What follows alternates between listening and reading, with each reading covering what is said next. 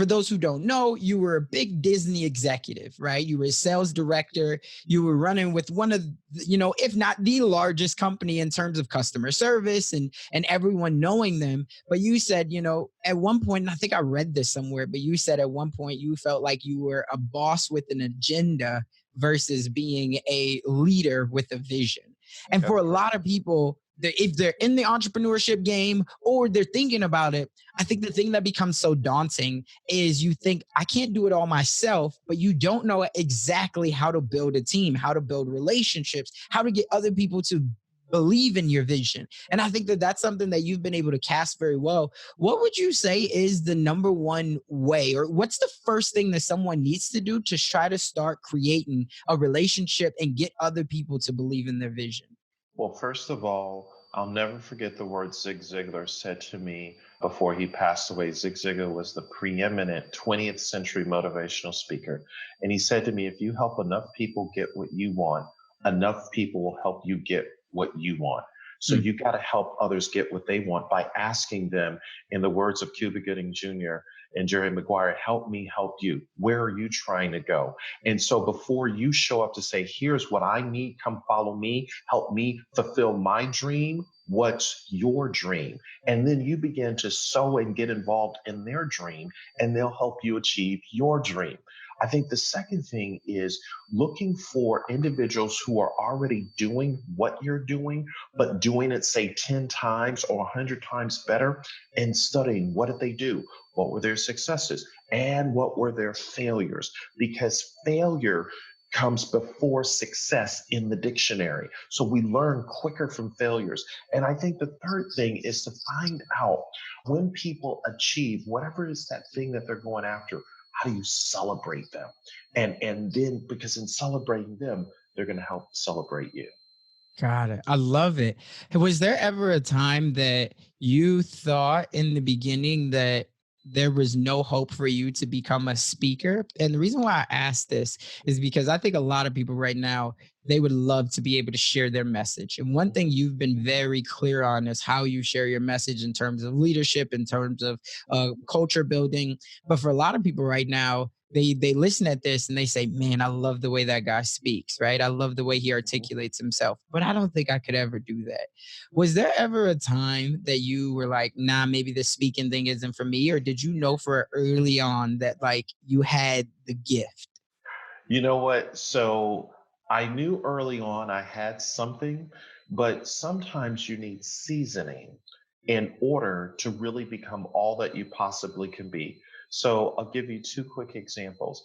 If you've ever had any really a good deep fried turkey, all right, you know that the way that deep fried turkey is prepared is the night before. They take all of the seasoning, they melt the seasoning, put the seasoning in a syringe, and then they take that syringe, put it in the turkey, and they release the seasoning into the turkey.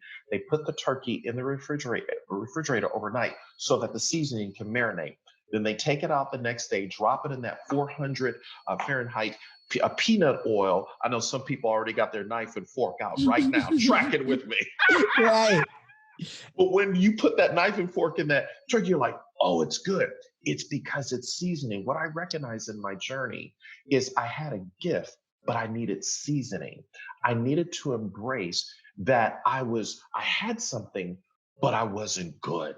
And so the second story is I for 10 years, I wanted to speak for the $1 Million Roundtable, which is a huge deal in the financial and insurance industry. I mean, it is like the place you want to be. So for 10 straight years, I had submitted my media information. They viewed it and they said, you're not that good. So I literally got a Dear John email saying, you're not ready. So finally, I decided I needed to hire a coach. And the coach began to work on me. Not one coach, just two coaches that began to work with me to help me polish up and become better. And sure enough, I went back the following year and I was accepted. And I had a chance to be the opening speaker in Toronto, Canada, spoke before 9,000 people from 72 nations, 12 to 13 of nations. They were doing simultaneous translation as I was speaking. But what I recognized, if I hadn't had the rejection and the seasoning, I would have never become the person that I was supposed to be. So Right. whoever's listening to us, realize that rejection is a gift and never forsake seasoning. Hmm. I love it. I love it. And again, just appreciating the journey, embracing that journey. One thing that I've wondered as I met you the first time was, do you feel like anyone can really begin to speak and articulate the way that you can, right? And the reason why I say that is because, yes, you had a coach, but for some people that say, I want to become a speaker, right? I'm not very good, but Yeah. at the same time, can anyone get that? Or do you feel like, nah, like it's not, you can be your own way and you can have your own message, but can everyone become, as articulating as you are? Yes. And the answer is yes. And here's why. I've been doing this for 40 years, Mm. 30 years inside, businesses, organizations, and everything. But really, this has been 40 years in the making. And our team, just over the last year, has been creating this whole thing around how do you do it? And because I get so many calls from people weekly, monthly, quarterly. Hey, how do you do? And for me, it's like breathing air. I don't think about it. So Right, we decided to go into the laboratory and literally unpack how to present, how to embrace public speaking. And we'll be rolling out in the next month or so, this whole program around this concept. But here's what I'll say. The answer is absolutely yes. And speaking just really comes down to understanding how do you stand in your confidence and start with a conversation. And then we unpack how do you move from the speech to the connection, because that's where it's at. And if right, you've really studied any great speakers or presenters, they just have this way where it's not speechified, or it's like, hey, where's this going? And then all of a sudden you feel like you're in the living room, like you and I just having a conversation. That's speaking, like when you distill it down. So we've right. been able to do that. I'm so excited to really bring this to the world and teach people what we've been working on for 40 years.